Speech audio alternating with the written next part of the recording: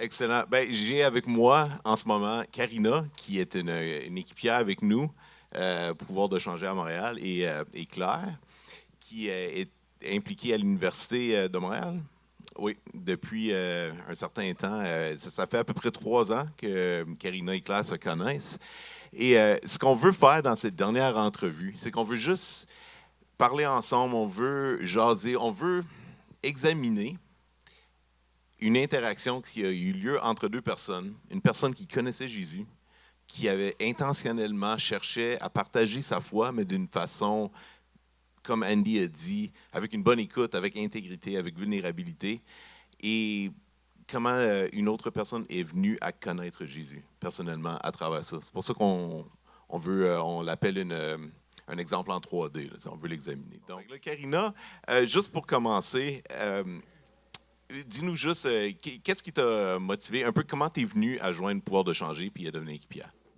Moi, quand j'étais étudiante à l'Université McGill, j'avais pas vraiment compris. En fait, j'avais pas du tout compris c'était quoi l'Évangile. Je pensais que j'étais croyante. Puis je l'étais pas. Et quand quelqu'un de Pouvoir de changer, en fait, m'a, m'a parlé de Dieu, puis m'a parlé de à quel point Dieu prenait soin d'elle et pouvait prendre soin de moi aussi. C'est plus tard que j'ai compris la grâce de Dieu et ce qu'il a fait dans ma vie. Et ça a tout changé ma vie, moi, à l'université. Et par la suite, je me suis rendu compte à quel point ce changement-là et cette vérité-là que moi j'ai apprise, il y a tous les gens que je connaissais depuis que j'étais née, là, tous mes amis au secondaire, au cégep, eux, ils ne savaient pas la vérité non plus. Je connaissais personne d'autre qui avait compris ça ou qui avait connu ça. Alors, Dieu m'a vraiment mis un fardeau pour le Québec et voir comme, regarde, il y a tous ces gens-là qui pensent peut-être savoir, qui sont, même ceux qui pensent qu'ils sont chrétiens, ils ne sont peut-être pas, comme moi je pensais, ou des gens qui n'ont aucun intérêt là-dedans. Et il y a cette vérité-là qu'ils ne connaissent pas. Et moi, j'avais soif de les aider à vivre cette transformation-là que Dieu a faite dans ma vie et m'impliquer après d'eux et les aider à découvrir Jésus. Oui. Et Claire, toi, la journée que tu as fait une première rencontre avec quelqu'un qui voulait te parler de Jésus à l'université, peux-tu juste nous mettre en contexte? Qu'est-ce qui se passait? Est-ce que depuis combien de temps tu étais à l'université, etc. Puis qu'est-ce qui se passait dans ton cœur? Ben, dans le fond, moi, je venais de France, je venais d'arriver à Montréal, donc j'étais comme un peu perdue parce que j'arrivais comme à l'autre bout du monde pour faire une année d'études ici. Puis c'était la première fois que j'étais loin de ma famille, donc c'était quand même, c'était un peu difficile. Il fallait que je m'adapte à une nouvelle culture qui m'était vraiment inconnue. Et en même temps, j'étais excitée parce que c'était vraiment une année d'aventure qui s'ouvrait devant moi. J'étais ouverte à rencontrer des nouvelles personnes, à faire des nouvelles choses que j'avais jamais faites. Et donc, c'est ça. OK, excellent. Euh, donc, quand tu as parlé à cette première personne, qu'est-ce qui est arrivé? Puis c'était quoi ton réflexe? Avais-tu le goût de, quand la personne a mentionné Jésus ou les choses spirituelles, attendais-tu juste le premier moment pour t'enfuir ou comment c'est arrivé? Dans le fond, j'étais tranquillement en train de prendre mon lunch avec un ami qui était venu de France avec moi, qui faisait le même échange que moi. Puis c'est ça, une jeune fille est venue nous aborder avec un sondage. Donc c'était un sondage sur comment tu vois Dieu, des petites questions simples. Et donc finalement, chacun de nous deux, on a rempli le sondage, puis on l'a rendu. Moi, j'avais laissé mes coordonnées sur le sondage. Et c'est vrai que j'avais rempli avec beaucoup d'intérêt parce que c'était des questions qui me touchaient et c'était des questions que je m'étais déjà posées et sur lesquelles je réfléchissais déjà. Je me posais beaucoup de questions sur la spiritualité, sur Dieu, sur Jésus surtout. Et donc, c'est vrai que ça m'avait interpellée. Et Karina, c'était pas avec Karina, n'est-ce pas? Non, c'était pas avec Karina. Donc, Karina, peux-tu juste nous parler un peu de comment toi tu as rencontré Claire? Puis après votre première rencontre, comment tu te sentais? Pensais-tu que ça allait aller à quelque part ou que c'était fini? Ou... En fait, vu que c'était la rentrée, nous, en tant que staff, on reçoit tous les sondages, on regarde qui est intéressé. Un courriel. OK, t'envoies un courriel. Et là, tu attends que la personne réponde. Et tu espères que la personne répond. Et Claire a répondu. Alors, j'étais contente parce que c'est pas tous les gens qui sont intéressés de continuer la conversation, qui ont le courage de dire ah oui, je veux vraiment rencontrer quelqu'un en personne pour en parler. Alors, moi, j'étais comme, ah, c'est super, quelqu'un veut parler de Dieu. C'est bien. J'étais excitée. Fait que je suis arrivée, on s'est rencontrés dans un petit café. Puis Claire avait l'air vraiment intéressée. Ouais. Puis, je sais pas si je peux. Oui, c'est ça. Et puis, moi, dans le fond, j'attendais du coup que quelqu'un me texte ou vu que j'avais laissé mes coordonnées. Donc, c'est vrai que je me sentais un peu bizarre parce que j'allais rencontrer comme une personne que je connaissais pas. Et mais en même temps, je me sentais pas mal vu que c'est moi qui avais aussi mis en place ça. Je voulais entrer en contact avec quelqu'un. Et c'est vrai que le jour où je suis arrivée, déjà, je ne savais pas où c'était la place. J'étais dans une nouvelle ville que je ne connaissais pas. Donc, ma première préoccupation, c'était comme ne pas me perdre. Et puis, je suis arrivée, j'étais un petit peu en avance. Et du coup, j'ai appelé Karina. Et c'était la première fois que je l'entendais parce que jusque-là, on s'était texté. Et j'ai entendu son accent québécois. Je me suis dit, je ne vais pas la comprendre. Ça. Bon, finalement, ça a été... les choses à surmonter, là, c'est dingue. Mais on s'est rencontrés, puis je me rappelle, quelque chose qui m'avait vraiment marqué de ce que Claire elle avait dit, c'est qu'elle cherchait activement la vérité par rapport à Dieu puis par rapport à Jésus. Et moi, ça m'avait vraiment frappée. Alors, à la fin de la rencontre, j'étais comme, j'espère vraiment qu'on va pouvoir se rencontrer à nouveau. Elle était un peu timide, mais elle était bien fine. Alors, j'étais comme, j'espère qu'elle va me réécrire et qu'elle va vouloir qu'on se rencontre à nouveau. C'était le cas pour moi aussi. J'avais comme, après ça, je me sentais bien et je voulais comme qu'on se revoie. Excellent. On voit déjà, il commence à se construire un petit peu de confiance, déjà depuis le début. On voyait. Fait que c'est quoi? Est-ce que Karina posait des bonnes questions? Hein? Tu t'en rappelles? Je me souviens qu'elle était très honnête avec moi. Et puis, moi, je suis une scientifique, donc je lui posais aussi, moi, beaucoup de questions. Puis, je sais que quand elle ne savait pas, elle me disait « je sais pas ». Et c'était vraiment... elle était vraiment très honnête avec moi et j'ai beaucoup apprécié ça. Ah, excellent. Et pendant combien de temps vous vous êtes rencontrés? Comment votre relation s'est construite sur le temps? Et juste les grandes lignes, là, pour qu'on voit un peu. Là. Bon, on s'est rencontrés à l'automne, à la rentrée en septembre, puis on s'est rencontrés à presque chaque semaine jusqu'au mois d'avril. C'est la réponse courte. Oui, absolument. Et là, c'est là que toute ta vie a changé? Non? Okay. Qu'est-ce que... Donc, fait que ça, c'était 2 sessions au complet. Et là, qu'est-ce qui est arrivé là? Est-ce que tu as resté, tu es parti? Je peux commenter un peu sur ce temps-là ensemble. Là, parce que, OK, vous vous dites peut-être, mais pourquoi est-ce qu'ils se sont rencontrés pendant si longtemps? Claire avait des questions. Puis au début, elle était comme, non, Jésus, c'est un prophète, là, tu sais. Puis moi, j'étais comme, non. OK, mais c'est correct, on va attendre. On va penser à d'autres choses. On va poser des questions par rapport à d'autres choses. Puis... on recherchait, on lisait dans la Bible. J'avais des études bibliques, j'avais ma Bible d'études. On passait à travers plein de choses. Puis là, à un moment donné, je pense en janvier ou février, j'étais comme, je ne sais plus quoi faire avec elle. Tout essayé. J'ai tout essayé. Puis là, j'ai fait, peut-être que tu serais peut-être ouverte à venir à l'église avec moi. Elle était comme, oui! Alors, elle est venue à l'église avec moi. Et là, ça a réentamé ses questionnements, puis ses questions, puis tout ça. Mais peut-être toi, tu peux commenter à partir de là. C'est ça. Moi, je cherchais déjà, avant de venir à Montréal, je me questionnais sur ma foi. Et du coup, finalement, je n'étais pas vraiment à 6 mois près de questionnement parce que ça faisait déjà un moment que je me questionnais. Et donc, finalement, je n'ai pas trouvé ça long sur le moment et je ne me rendais pas compte non plus que c'était la galère pour Karina. C'est pas la galère! Ou que à chaque fois, je faisais voir on mangeait des super bons biscuits, alors ça aide. Mais ouais, du coup, c'est ça me paraissait pas si long finalement. Puis là, après qu'on est allé à l'église, qu'est-ce qui s'est passé? Puis tu as eu plus de questions? Oui, c'est ça. Pour moi, c'était quelque chose que je connaissais pas. Je venais plutôt d'un background catholique. Donc, l'église La Chapelle, je sais pas pour ceux qui connaissent, mais c'est pas du tout comme une église catholique. Il y a comme plein de jeunes, puis c'est vraiment comme... Il y a de la musique super forte. Enfin, c'était quelque chose que j'avais jamais vu. Puis c'était voilà, vraiment comme une communauté jeune de chrétiens. C'était vraiment aussi quelque chose de nouveau pour moi. Et je me suis dit, waouh, ça existe. Enfin, et ça m'a vraiment dit, bah oui, j'ai quelque chose de plus à vivre que ce que je suis en train de vivre. Quelque chose de plus à vivre. Fait que dans le fond, vu que tu es très scientifique, là, tu posais des questions. Puis là, quand vous êtes allés à l'église ensemble, il y a eu comme un autre volet qui s'est ouvert d'une certaine façon. Peut-être l'expérience, là.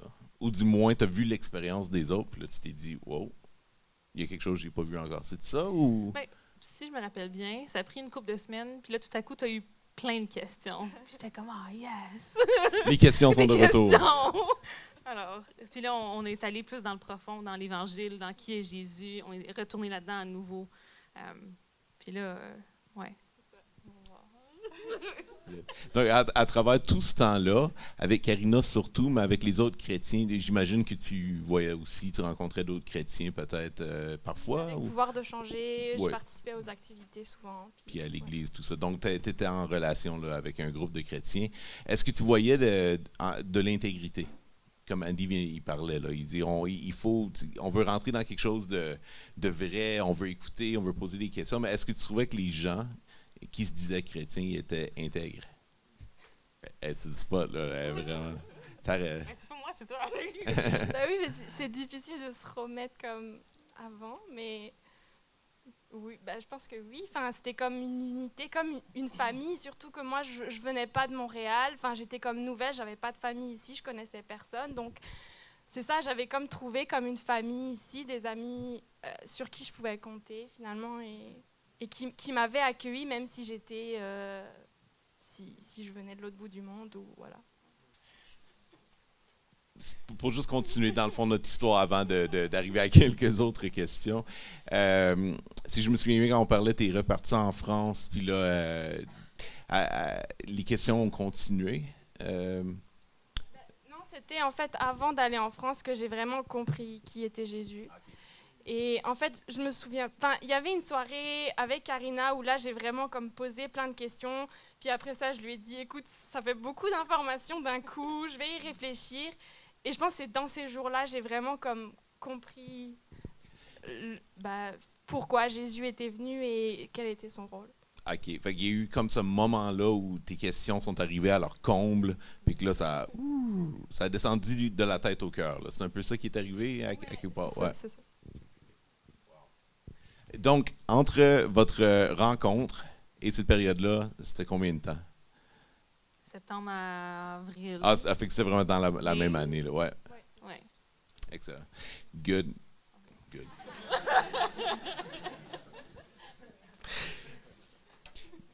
Mais on voit ici un peu la progression. Puis moi, une des choses qui m'intéresse vraiment le plus, c'est que moi, si je pense à mes propres craintes quant à l'évangélisation, je dirais même, surtout quand j'étais plus jeune, j'avais peur des autres. Parce que j'avais peur qu'ils pensent que j'étais juste quelqu'un de vraiment, mais vraiment pas intéressant.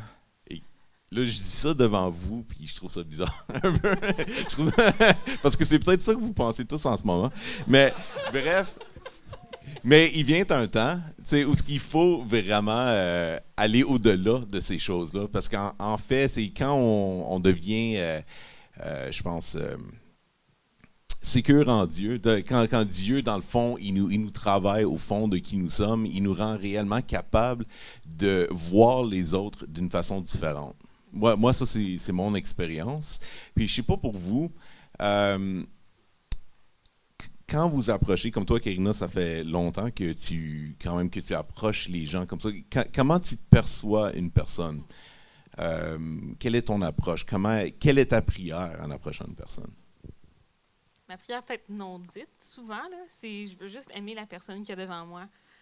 Puis souvent, ce que j'ai remarqué, c'est que les gens ont juste vraiment besoin de quelqu'un avec qui parler de ces grandes questions-là de la vie. S'ils en parlent, c'est souvent s'ils sont sous au bord, puis tout le monde est sous, puis ils s'en rappellent jamais après. Mais c'est des questions qui les touchent vraiment et ils ont soif d'en parler, puis ils veulent quelqu'un qui est là, qui les écoute et qui essaie de cheminer avec eux. Alors, juste de se réaliser que chaque personne devant nous vit des choses, a une histoire et comme a besoin d'en parler et juste être là pour eux, les écouter, les encourager. Raconter comment, moi, je peux comprendre parce que j'ai vécu ça dans ma vie, puis juste être vrai avec les gens, ça va ben, moi, je pense que ça va loin. Parce que, tu sais, ils vont se rendre compte que, oh, tu prends le temps de se soucier de moi, puis d'essayer de répondre à mes questions. Puis, en tout cas, moi, j'aime ça aimer les gens. Comme ça, aimer les gens, ouais, c'est bon. Je pense que c'est vraiment quelque chose vers lequel, certainement, on doit tous aspirer, puis vers lequel on veut se diriger, c'est certain. Mais il y a des obstacles parfois qui nous empêchent. C'est sûr, on a déjà mentionné la crainte, tout simplement. Dans vos interactions, peut-être même juste dans votre expérience, parce que là, toi, Claire, tu continues de faire partie d'un groupe sur un campus, puis là, toi, c'est quoi ton expérience? Est-ce qu'il y a des défis, toi, dans le fait d'aller, de maintenant partager ta foi? Qu'est-ce que tu vois comme les plus grands défis chez toi ou chez d'autres personnes pour ce qui est de partager ta foi? Je pense que c'est surtout vaincre la honte, essayer de ne pas avoir honte et comme de faire, parce que notre foi, c'est ça, elle fait partie de nous finalement. C'est quelque chose qui nous qualifie, qui nous caractérise, puis ça nous appartient, c'est notre personnalité. Et je pense pas que c'est quelque chose qu'on doit cacher. Je veux dire, c'est ça, essayer d'en parler comme si c'était normal finalement. Et voilà, mes collègues me demandent qu'est-ce que tu as fait en fin de semaine. Samedi, j'étais à un souper d'anniversaire, puis dimanche, j'étais à l'église, quoi. C'est comme... Et puis souvent, on se rend compte que les gens sont finalement beaucoup plus curieux que ce qu'on pense. Parce qu'après, voilà, tu vas à quelle église? Enfin voilà, ça peut comme commencer une conversation, ça nous offre des opportunités finalement de partager. Absolument. Donc, juste pour en finissant, qu'est-ce que vous diriez comme conseil ou comme point de vue pour aider les gens à voir les autres, les inconnus, comme tout simplement des gens qui sont en pèlerinage comme nous. Dans le fond, qu'on soit chrétien ou non, on est en train de progresser avec Dieu. Dieu est là, il est à l'œuvre dans ce monde. Comme on a vu avec Claire, ces questionnements, ils prédataient, dans le fond, ta rencontre avec une personne chrétienne ici sur un campus. Il y avait quelque chose qui se passait dans ton cœur, dans ton âme, dans tes pensées.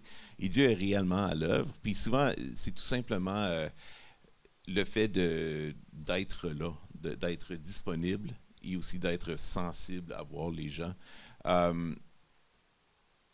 Je sais pas, juste un mot final, un encouragement pour peut-être une prière qu'on peut faire, une façon qu'on peut préparer nos cœurs à voir les gens comme non pas des gens qui sont contre nous, des gens qui vont nous trouver bizarres, mais comme tout simplement des humains qui ont besoin d'être réconciliés avec leur Père.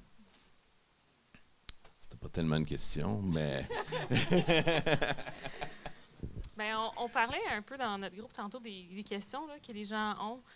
Puis ça m'a rappelé le fait que souvent, quand les gens... Tu sais, on a toujours peur que quelqu'un pose une grosse question qu'on n'est pas capable de répondre. Puis Claire a dit c'est correct de dire que tu ne sais pas. Mais c'est aussi souvent de se rendre compte que peut-être que la personne a une question derrière cette question-là. Si la personne te demande pourquoi il y a tant de mal et de souffrance dans le monde, c'est que peut-être qu'elle, elle souffre et elle ne pense pas que Dieu l'aime. Donc peut-être qu'elle veut juste vraiment savoir est-ce que Dieu m'aime. Alors, c'est d'essayer de voir ce qu'il y a derrière ça et d'essayer d'écouter attentivement pour comprendre c'est quoi leur cœur derrière tout ça et de se rendre compte que on a tous un cœur, on a tous des choses qu'on vit. Puis aussi de ne pas avoir peur de prendre un pas de foi, d'essayer d'aller de l'avant et de commencer une conversation. Même avec des gens dans l'autobus, là, tu peux commencer à faire ça. Ou dans l'ascenseur, tu es pris dans l'ascenseur, tu te dis il fait beau aujourd'hui. Ça peut paraître vraiment quétaine. Mais le plus que tu fais ça, le plus que tu commences à être habitué à parler avec des gens que tu ne connais pas, et le plus que tu les vois comme des gens autour de toi et pas juste des inconnus qui passent dans la rue, qu'on est un chiffre de visages, une marée de visages qui roulent partout, mais que chaque personne est un individu et que Dieu aime chaque personne. Une chose que j'aime quand on fait de l'évangélisation dans la cafétéria et qu'on fait des sondages avec plein de gens, c'est de juste voir chaque personne dans son visage quand tu leur parles et tu te dis « As-tu le temps pour remplir un sondage? » Mais de voir comme chaque visage. Même quand je regarde dans la salle, vous avez tout un visage, puis ce visage-là, c'est Dieu qui l'a créé. Et d'essayer d'avoir cette vision-là des gens autour de vous aussi. Ouais, c'est tellement humanisant, c'est tellement juste devenir les personnes que Dieu veut qu'on soit. C'est ça que j'entends. Ouais. Merci tellement pour votre temps, pour nous avoir conté votre histoire, nous avoir laissé avoir un aperçu là-dessus. Merci Karina, merci Claire.